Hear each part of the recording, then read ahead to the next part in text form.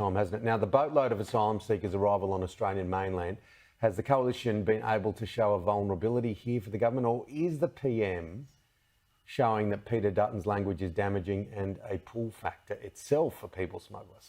It's an interesting one.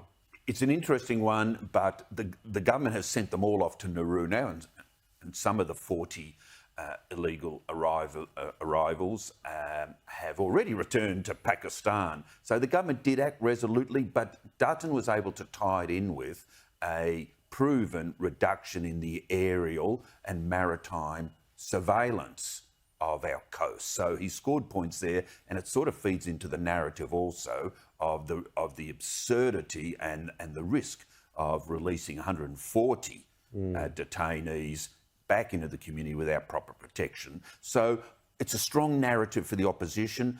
If it weren't for the budget cuts, if it weren't for the illegal, for the release of the stateless detainees, then the Prime Minister could point to it as a one-off to which he's reacted strongly. So no, it's a strong point for the opposition. It's a difficult one from a humanistic point of view, because most people that have travelled the world, and you and I have been all over the world, you really feel for those that are in those boats. They're, just trying to find some sort of refuge. Yes, but it's an economic refuge. Yeah, I understand that. And no country in the world, But I'm just going on our humanistic side of things, that's all. You're a softie. I am a softie, but I reckon most people that want to cause trouble would be flying into Mascot or Tullamarine. I think most people would look at them and say, sorry, there's a front door and there's a back door, you've got to go through the front door. OK, I am a softie. Now, much debate about security checks of refugees out of the Palestinian territories. The government says the coalition are whipping up fear. No.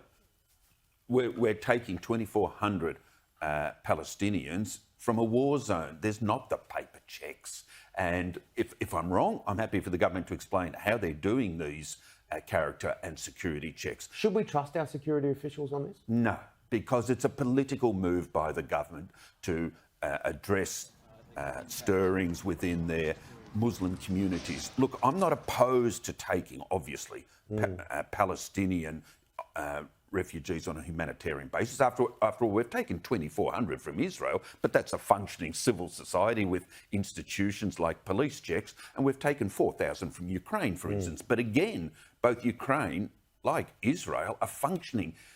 Palestine is not. Where in the dickens are you going to find an authority that can testify to somebody? We shouldn't be importing hate. We have to wait until the fighting and the war eases or ceases before we can really be sure of who we're letting into our country.